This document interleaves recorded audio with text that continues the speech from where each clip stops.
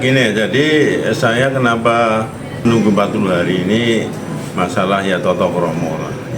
Toto kromo karena adatnya itu sebelum 40 hari itu ya jangan menaiki gamelan atau kita bersuara-suara yang nggak bagus. Nanti kalau kita ngomong nanti pas omongannya nggak pas kan nggak enak.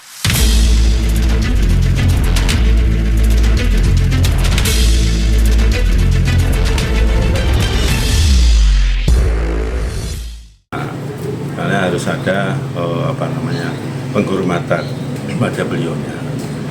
Hanya saya menunggu selama 2 hari, biarpun ini udah agak telat karena saya kesibukannya macam-macam gitu. Jadi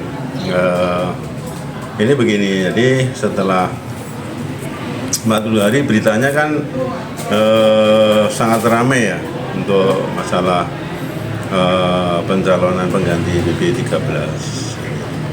Jadi sebetulnya saya kemarin di Sasono Ndrowina itu saya harap ada semacam dialog dengan keluarga atau dinasti. Tapi ternyata kan gagal ketika justru munculnya Mangkubumi atau yang disebut PI itu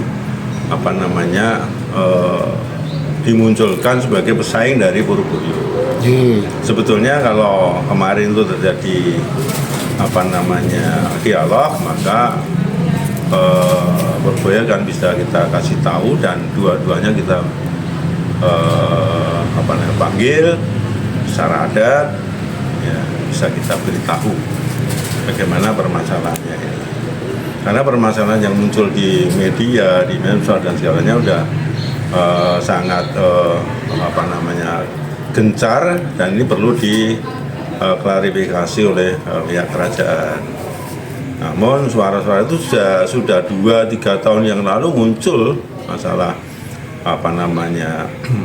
tentang pengganti raja ini dengan keabsahannya bagaimana kan gitu. Maka ini saya mencoba kemarin memberi arahan sedikit tentang hukum yang dipakai oleh kerajaan, yaitu 3 hukum yang sekarang kita pakai, yaitu hukum adat, hukum agama, dan hukum positif. Ini saling memberi penguatan.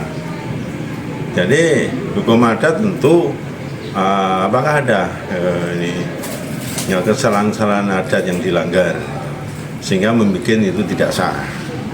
Ya, terus hukum agama barangkali ini ada sesuatu di sana yang menurut agama tidak pas dalam keberadaannya mereka. Barangkali begitu ya. Hukum positif mungkin ada masalah dengan positif ya, dengan kasus-kasus Republik barangkali ya. Ini mungkin bisa menjadi acuan untuk mengapa menjadi sah atau tidak, gitulah. Cuman itu aja sebenarnya yang saya sampaikan. Dan nanti baru kita petani hukum adat mana yang dilanggar, hukum agama mana yang tidak dilakukan, hukum positif mana yang mengenai dia ini, kan gitu. Ini perlu kita ulas di situ sehingga semua jadi jelas. Ini kan abu-abu. Nah, dibilang salah, dibilang tidak benar, dibilang nggak pas, tetapi nggak ada yang mengklarifikasi. Gitu ya. Kemarin ada salah satu orang mengatakan bahwa ya ini harus perlu diurutkan. Nah, udah jadi begini, raja itu kalau punya banyak istri, salah satu menjadi permaisuri, maka ini kita lihat bagaimana keberadaan putra-putrinya atau kalau pengganti putranya. Jadi ada falsafah di kerajaan itu mengatakan bahwa ratu iku rana ora bojo, mekaten mijakaken setunggal kangge gantos. Lah carane mijake siji itu kan ada aturannya. 1 muncul dari permaisuri, kalau punya permaisuri laki-laki tertua kan itu. Mungkin permaisuri punya laki-laki 2 barangkali kan yang tertua. Nah, terus kalau nggak ada, ya dari putra ibu lainnya dari Garuk Ampel yang sebapak kan itu. yang tua, laki-laki yang dari mana ibu pun, dari ibu nomor 7, nomor 3, nomor berapa, pokoknya anak yang lahir tertua di saat itu laki-laki. Nah, tapi kalau udah ada anak permaisuri di sini gagal. Biarpun ini lahir lebih dulu yang dari Ampel, ini permaisuri baru diangkat dan lahir laki-laki. Karena ini yang sini gagal. Contohnya ada masa BB 11 ya. Setelah itu jadi BB 11 itu sebelum Jumeneng kan punya putra laki-laki ya. Itu setelah diangkat dikasih nama Ngabehi ya. Yang sekarang ada di selatan, Ngabian Selatan dulu. Nah, tiba-tiba BB 11 mempunyai permaisuri mengeluarkan Pangeran Purboyo Gurino itu. Nah, si Gurino itu Pangeran Purboyo, sehingga Ngabehi gugur karena ada putra permaisuri itu. Nah, BB 12 juga gitu. BB 12 tidak punya permaisuri katalah, tapi punya anak tua namanya Gusti Kartono atau Ngabehi. Itu dinaikkan menjadi raja. Pak Gubernur 13 itu. Nah, sekarang 13 itu istrinya kan banyak, udah ada yang dicerai, ada yang baru dinaikkan, dan ada yang juga dijadikan permaisuri. Lah disinilah kendalanya adalah bahwa semua kerabat kerajaan udah tahu sebetulnya, karena permaisuri itu harus betul-betul gadis. Nah, ini ada berita bahwa diangkatnya itu sudah tidak gadis. Itu ceritanya begitu. Tidak gadis berarti janda tinggi? Enggak, anak jandanya nggak ngerti saya. Nggak ada berita itu. Tapi setelah hamil katanya. Karena kelahiran dengan hamil ceritanya itu diperkirakan gitu, sehingga ada sesuatu yang tidak pas di sana. Sehingga ini juga bisa menggugurkan itu. Nah, terus yang satunya yang dibilang Mangubumi jadi Ngabehi itu satu, istrinya udah diceraikan. Lagi-lagi pengangkatan Mangubumi ke Ngabehi ini bukan Sinuwun. Kalau mengganti lama harus Sinuwun. Nah, ini ya juga menjadi cacat. Nah, ketika menjadi cacat maka ini bisa menggugurkan untuk naik ke sana. Nah, makanya saya katakan hukum adat, agama, dan positif. Nah, kalau adatnya sudah dilanggar, tentu ini menggugurkan kesananya untuk menjadi raja. Apalagi kalau dihukum positif, dulu sudah mencuat ya, bahwa B13 tersandung hukum positif. Kimcil itu deh? Ya dinyatakan sudah cacat permanen ya katanya. Di itu Quran kan mengatakan semua itu. Yang asusila itu dia? Ya kasus itulah, maka dia tidak bisa ditarik ke ranah hukum karena dianggap tidak bisa berhukum. Cacat permanen? Ya, tidak bisa berhukum. Nah, kalau ini sudah dia berhukum, dia nurunkan anaknya juga nggak bisa, karena Pak Raja ini produk hukum. Raja calonnya itu produk hukum. Itu loh, maka dalam konteks ini sebetulnya kita harus tahu bahwa ini produk hukumnya sudah cacat, sehingga bagaimanapun ini perlu disadari sebagai siapapun. Kalau kita berbuat itu resikonya, kalau kita itu sendiri nggak apa-apa, tapi kalau ke efek turunannya ini kan nggak enak. Jadi nggak ngerti apa-apa tapi kena efek. Tetapi Allah itu lemah hadir. Jadi harus diterima apa adanya. Doalah kamu dekat dengan Allah. Barangkali loh nanti akan muncul turunanmu atau kamu sendiri dengan situasi Allah nggak ngerti. Saya ini mbah saya itu maring BB2. Ya, maring. Ibuku sudah udah aku gantung siwur. Ya, ini ibunya saya udah gudeg, ini mareng udah gudeg, saya gantung siwur. Tiba-tiba ibuku diangkat menjadi istrinya raja. sehingga aku jadi gusti lagi loh. Ini kan jaraknya jauh banget. Nah inilah yang namanya kegaiban yang harus dipercaya itu. Nah tinggal kita doa, kita matur kepada Allah, mudah-mudahan kalau nggak dirimu ya siapa nanti. Allah tuh itu kita itu dihargai dari turunannya, mungkin kubur kita akan dihormati. Jadi ini proses ini sebenarnya sangat mudah. Nah gimana caranya itu tadi? Jadi kalau ini sudah semuanya ambigu dalam konteks itu meragukan, ya meragukan dalam hitungan tadi di agama, di adat maupun di positif, maka ketika meragukan maka diambillah adik raja yang seibu, laki-laki. Kalau ini tidak ada adik raja yang seibu, itu ya semua ada, tahulah keraton kayak gitu. Nah, diambil lagi anak ibu yang sebapak. Nah, kan istrinya banyak. Nah, yang tua siapa? Laki-laki. Yang sebapak. Nah, ini diluruskan, jangan sampai belok. Kalau diragukan mungkin belok kan bahaya ya. Makanya keambiguan yang meragukan ini diambillah kebijakan adik laki-laki raja yang seibu dulu ada enggak? Kalau ada itu. Nah kalau nggak ada baru adik yang sebapak dari ibu manapun, yang tua laki-laki. Itu ceritanya begitu. Malah Gusti Puger itu dengan sebapak seibu ya, dengan Pakubono 13 ya? Iya, saya sebapak seibu. Berarti sebenarnya ada kan jadi Pakubono 14? Ya kalau ini mereka itu memahami ini tentunya tidak menjadi kendala apapun.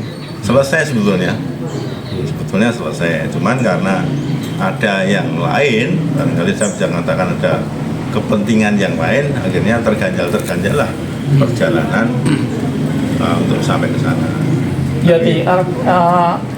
dalam perjalanan dinamika keraton waktu PG13 naik dulu kan, kemudian mengangkat yang namanya Dwi Tunggal.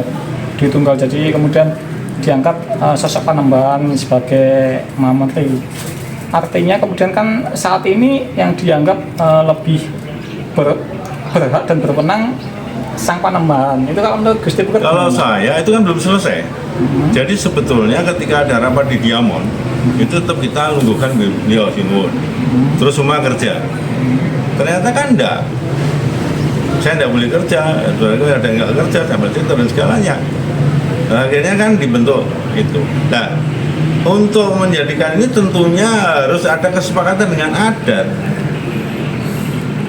Itu kan ada penunjukan yang sepihak, jangan. Jadi pemerintah itu harus melihat undang-undang dasar kita yang melindungi budaya. Budaya itu harus dilindungi, supaya tidak jadi rancu. Nah, jadi adatnya dulu selesai, adatnya sudah lah Sinun enggak, tinggal ini. Nah kalau ini ditunjuk, apakah dalam kondisi kondusif pada waktu itu? Sentono masih nggak belum pecah, belum menyatu, sehingga belum tidak rembukan yang benar. Nah sehingga terjadilah sesuatu yang ganjil. Nah, tapi saya hormati juga, monggo kalau itu dianggapnya tangan dari pemerintah, tapi tangannya jangan tangan yang membunuh adat, jangan itulah. Karena adatnya harus dihormati dimanapun di dunia manapun, adat ini dihormati. Makanya nggak bisa keputusan adat ini dikalahkan dengan keputusan yang lain. Gitu. Gusti, menurut Gusti, Gusti Purboyo dan Gusti Mangkubumi ini melanggar 3 perkara tadi nggak? Hukum adat, hukum positif, dan hukum agama. Nah, mereka melanggar itu nggak? Ya, kalau diceritakan kemarin dia mengangkat dirinya sendiri di depan jenazah ini juga tidak membenarkan. Itu satu, itu Purboyo. Terus untuk Mangkubumi diangkat jadi Angabai bukan oleh Sinuwun, itu sudah melanggar adat. Itu aja singkat, nggak usah yang lain-lain. Ada lah kalau yang melanggar agama Gusti. Hah? Yang melanggar agama. Saya nggak ngerti itu pribadi ya. Kalau yang melanggar hukum positif. Ya itu belum kelihatan, cuman yang paling adat yang paling jelas. Yang paling utama adatnya udah dilanggar. Udah dilanggar. Iya, ini kan otomatis yang namanya apa? Pengukuhan atau pengangkatan, penobatan itu kan nggak lepas dari namanya egoisme. Ya, jadi egoisme. Jadi makanya terjadilah kayaknya keraton ini aku gitu loh. Iya. Kan kita ada masalah tak punya dewi. Dan kereta kencana tuh punyanya dinasti kan. Ya, dinastinya belum sepakat udah dinaiki. Itu juga anggar adat. Kalau soal agama harus ada 40 Oh enggak, Jumatan itu nggak masuk kalau sudah dalam. yes sudah pasti baru. Kalau PP12 dulu ceritanya 7 Jumat. Tidak boleh Jumat putus. jamaah. Boleh putus, kalau putus harus diulangi. Itu yang wajib, terus yang lain-lainnya silakan beliau waktu senggang Jumatan tidak apa-apa. Gitu, ini kan artinya masing-masing dia bersikuku bahwa merasa yang paling benar. Terus dalam hal ini juga Gusti Bugel menyatakan bahwa semuanya salah. Terus kedepannya supaya keraton ini tetap berjalan dengan baik gimana? Jadi begini, ini harus ada semacam kesan menyadarkan mereka. Saya kira masih banyak jalan untuk menyadarkan mereka. Tidak buntu kok, karena dinasti ini tidak satu orang, tidak satu keturunan. Masih banyak jalan untuk meluruskan keraton ini ke depan, ya, untuk menjadi keraton yang memang keraton. Gitu. Jadi ini nanti tentu jalannya waktu akan ada sesuatu.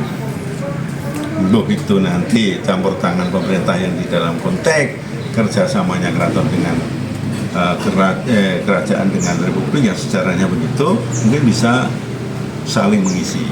Nah, kita tunggu aja nanti bagaimana gaduhnya keraton ini akan terjadi semacam perembukan antara pemerintah republik dengan kerajaan.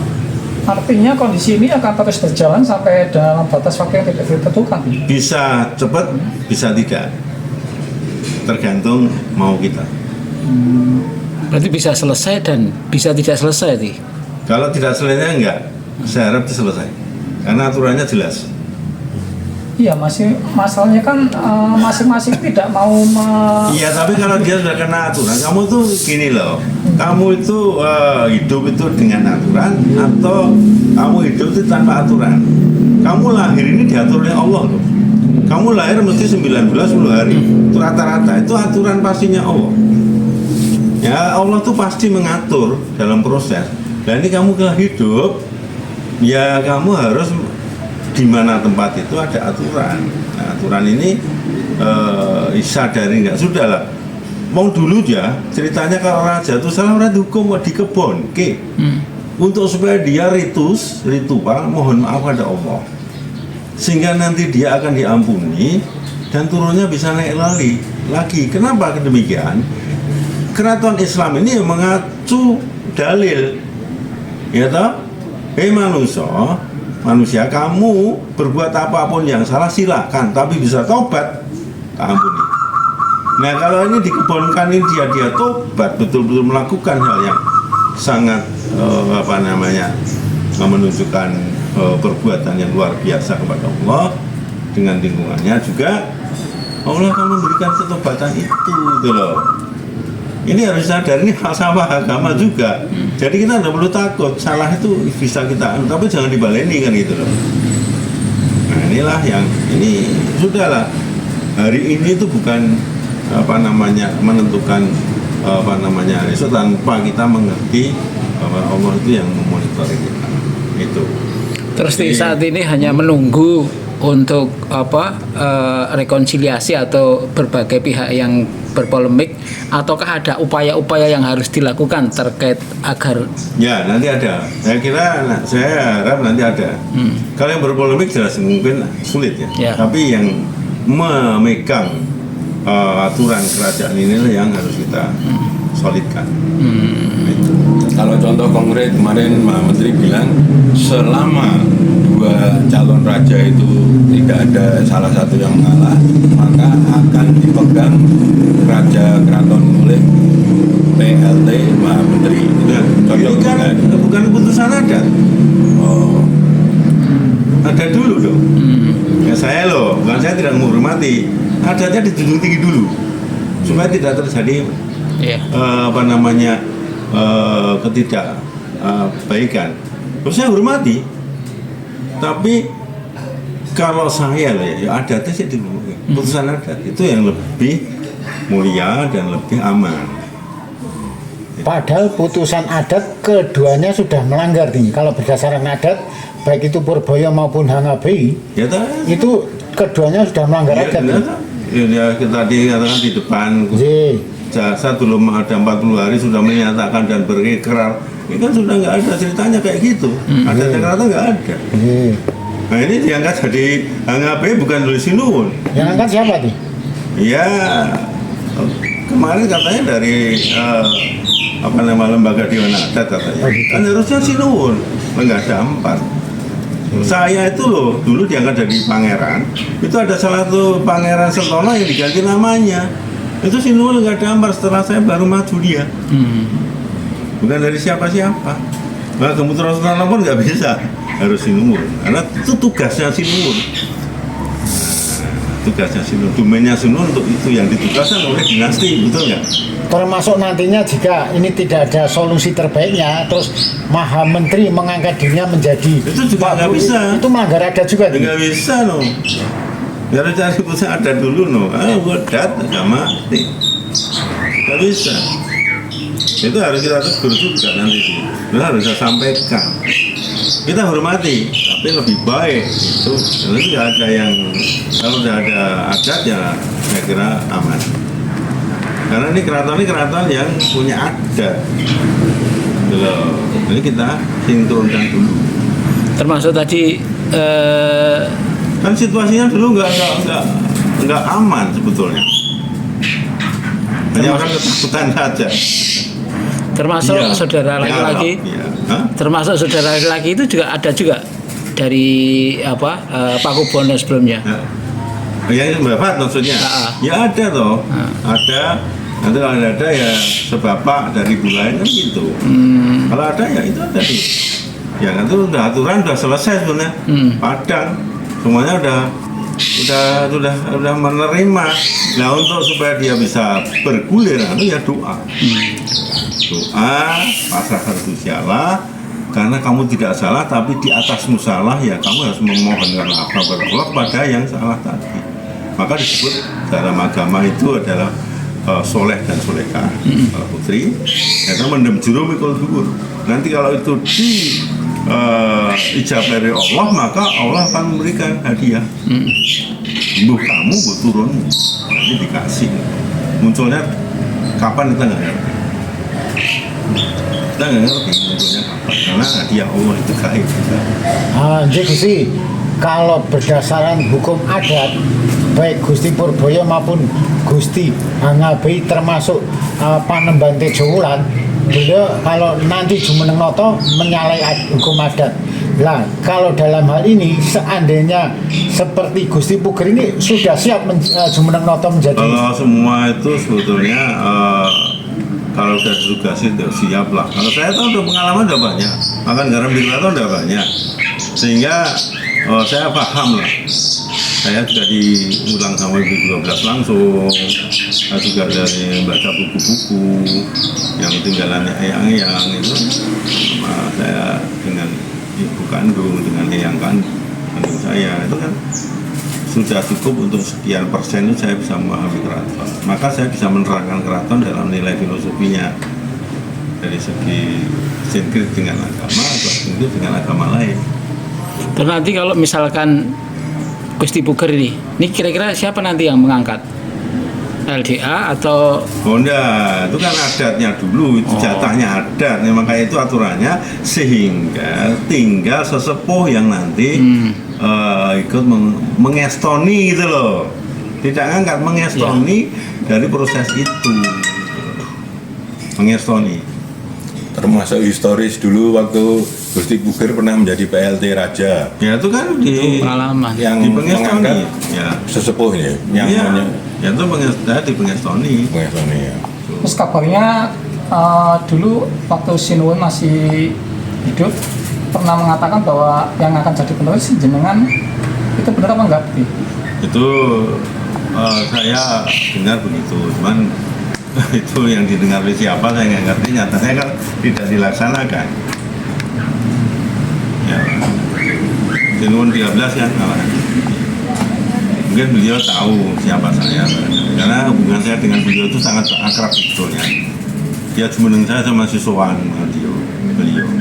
Tapi pernah diucapkan di depan Gusti Puger nggak Enggak, kalimat itu? enggak, di depan yang lain enggak. Enggak nyampe di saya. Ya, kata kabarnya Sembet sing gantene aku, kowe Mas Puger, kok ada kalimat-kalimat gitu yang beredar. Ya itu di orang yang lain, tapi di depan saya enggak. Tapi saya dengar itu, tapi ya saya diam saja lah. Barangkali itu hoax, saya enggak. Nah, Kalau sesepuh seperti siapa misalnya? ya masih ada yang dicari, yang dari awunya tua kan ada. Terus saudara tua juga boleh. termasuk cucu Ya. dari PB 11 Mungkin bisa. Masuk Ya, awu jadi sepuh ya? awunya sepuh, tapi grade-nya kan di bawah. Ya. Jadi awunya sepuh itu grade-nya di bawah. Itu di bawah Gusti kan, tapi sepuh itu yang pakai Stoni karena dia punya darah turunan sudah sepuh. Om, Pak D, Pak Le, atau saudara tua barangkali yang jadi takutan ya kan bisa jadi. Pokoknya yang sepuh mengestoni gitu. Ya. Terus upaya untuk Jadi diangkatnya sudah ada selesai. Aturannya kayak gitu. Tinggal di mengestoni. ya artinya untuk saat ini upaya dari Gusti Puger sendiri untuk mewujudkan itu gimana nih? Ya, ya sambil doa. Yang lain-lain nanti aja. Kan harus ada yang lebih konkret bisa selain doa. Kalau doa kan mungkin Ya yang lebih konkret aja. Tadi saya katakan tentu akan ada sesuatu yang muncul. artinya ada nggak upaya-upaya melobi ke beberapa kerabat keluarga dalam untuk mewujudkan Ya itu urusan kerabat dan lain-lainnya.